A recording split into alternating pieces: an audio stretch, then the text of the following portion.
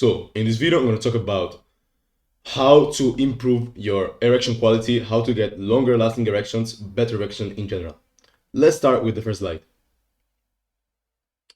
This is what you will actually learn in this video. So, how to get stronger and better erections, how to optimize your libido through hormone regulations and natural herbs, how to recover as fast as possible after ejaculating. But let me start by explaining how does an erection work. So, as you can see, penile erection can be reached through two pathways. The first involves the reflex action, meaning the touch that stimulates the penis. The other mechanism includes a psychogenic cause, achieved through erotic or emotional stimulus. Both mechanisms involve nitric oxide production, which promotes the relaxation of the smooth muscle of the corpora cavernosa, which then induces an erection. Testosterone, guys, also plays a role. That's why when someone has like erectile dysfunction or problems with erections, first thing also to check is actually testosterone, because testosterone, yes, is associated with the search, the pursuit of the sexual act, is associated with libido, but it is also important for achieving a proper erection. So, why I'm making this video? I actually think there are optimal natural remedies that work almost like Viagra. And as you can see, the way Viagra works is by inhibiting the PDE5 enzyme, an enzyme that is responsible for degrading cyclic guanosine monophosphate. Here is an abbreviation. Responsible for promoting blood flow in the penis through relaxation of the smooth muscle. But the problems and the side effects with medicines, in this case with Viagra, is that it has lots of side effects, such as flushing, nasal congestion, headache, visual disturbances, nausea, and other problems as well. There are lots of natural herbs that exhibit a similar activity to Viagra, although they do not have the exact same power. So my question is, why choosing Viagra when you can actually choose natural remedies that probably won't cause any harm to you? Of course, you should always consult with your physician before choosing to start or take whatever I am suggesting. Let's start with the habits that support erections. So first, guys, you should improve your cardiovascular health. Start doing cardio, start doing HIIT, start running, start do any sports you want, whatever.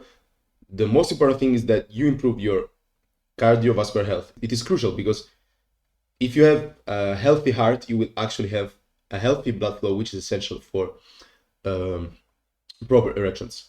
Second, guys, lift weights. Being active and lifting weights will actually increase testosterone. And testosterone, as I said, plays a big role in having libido and also to some degree achieving erection. Third, guys, eat foods that support nitric oxide production, because nitric oxide is a vasodilator. And as a consequence, it allows for better and stronger erections. Nasal breathing, guys. It is essential that you breathe mostly with your nose, because when you breathe with your nose, you actually increase the nitric oxide production, and this will allow your veins to dilatate even more. Fourth, guys, meditation. Meditation is actually an alternative because some people are very stressed, they have chronic cortisol, and this is not good. And as a consequence, by meditating even 10 to 20 minutes a day, you can actually relax more and feel more relaxed. And last, guy, sleep. Sleep is essential because without proper sleep, you will feel very tired, you want to have energy, and your libido and your testosterone will go down. Next, guys, habits that ruin erections. Alcohol. Alcohol is associated with erectile dysfunction. Next, guys, stress. Stress is kind of an antagonist of erections. So chronic cortisol, high cortisol can actually be a problem. If it's occasional, it's fine. But if it's chronic, it's a problem, because this will actually lower your libido and thus will make it more hard to achieve an erection. Unhealthy diet, guys, also because you should also eat proper foods, because if you eat an unhealthy diet, there will be also with time poor circulation, and this is not a good thing. And sleep deprivation, as I said earlier, because when you don't sleep, then there is a big spike in cortisol, there is lower testosterone, and there are studies that show that testosterone actually goes down quite a bit if you don't sleep for even like 5 nights, if you don't sleep well for 5 nights. Let's start and talk about natural remedies. So in this video, I'm putting 4 natural remedies, but you can actually find more. Yohimbe, guys. Yohimbe works by antagonizing the presynaptic alpha-2 adrenergic receptors, thus activating the parasympathetic nervous system while decreasing the sympathetic one. It has been noted that erections have been linked to the blockage of alpha-2 receptors, resulting in an increased inflow of blood in the penis or also outflow.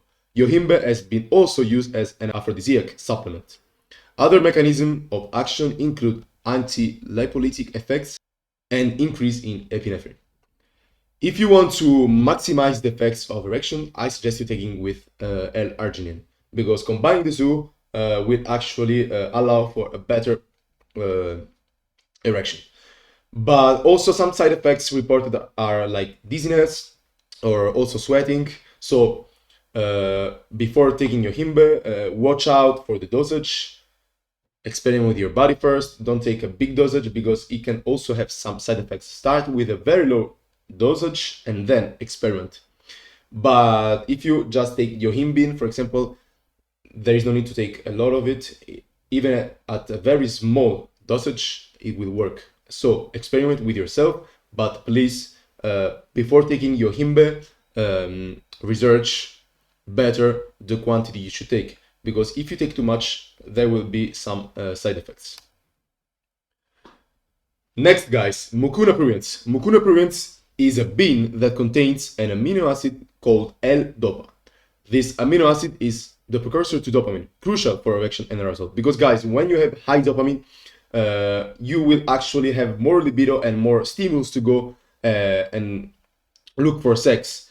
While if you have very high serotonin, this will be a problem and will inhibit a bit your desire and your libido, and particularly your desire for sexual activity.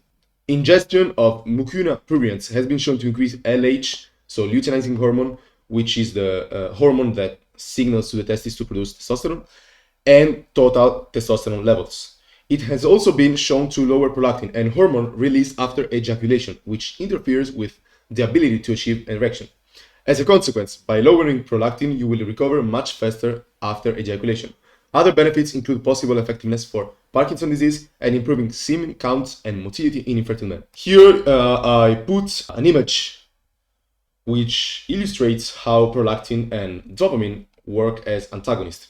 And the image shows the opposite mechanism of action between prolactin and dopamine. Stimulation of dopamine is accompanied by low prolactin, which raises after ejaculation, interfering with the possibility of ejaculating again and reaching an erection. Mucuna Pruriens, with its ability to raise dopamine so much, allows for a faster recovery. Combining Mucuna Pruriens with caffeine could be a good mix for achieving higher dopamine levels. And as you can see, guys, here the dopamine levels increase, and after your orgasm, they drop and prolactin raises. So higher prolactin interferes, as you can see, with sexual activity. So what you want is high dopamine in order to maximize your libido and also your erections. Next, guys, we have horny goatweed. Horny goatweed appears to have tonic and aphrodisiac action. Its leaves contain a compound called icarin, which has been shown to increase blood flow and act as a PDA5 inhibitor.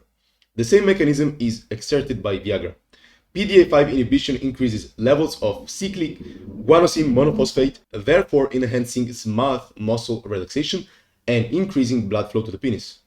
Horny goatweed may also promote the activity of nitric oxide synthase enzymes and increase nitric oxide levels. It may also be effective for boosting testosterone, but there is not good evidence yet. Other benefits include improvements in bone mineral density and reduced pain intensity in people with osteoporosis, and possible cardioprotective qualities. I recommend this, guys, as there is quite a lot of evidence for its effectiveness as a valid PDA5 inhibitor. So, guys, you can actually order it and take between 500 milligrams and 1000 milligrams of it. Finally, guys, we have Tongkat Ali. Tongkat Ali is traditionally known for its aphrodisiac properties, and a study showed significant improvements on the International Index of Erection Function. Another study showed a 37% increase in testosterone levels after 4 weeks. At the same time, Tongkat Ali seems to work as a PDA5 inhibitor, other than increasing testosterone and libido. I put Tongkat Ali here, guys, because its main benefit is to boost actually testosterone and also to modulate the activity of estrogen receptors. But it also appears that it has some efficacy on the PDA5 enzyme. That's why I put also Tongkat Ali in this list. There are also other plant guys that I can discuss in another video, but what I want to say here before ending the video is that you should actually first focus on habits. So be sure to also maximize your testosterone, lift weights or be active, have a good cardiovascular system, so doing cardio, walking a lot, this kind of stuff, sleeping well, having a healthy nutrition, and then you can also opt for these herbs as well. Okay, so if you enjoyed this video, let me know in the comments. I will leave in the description a link containing a gym split and another link if you're interested in working with me. Thanks for watching, guys.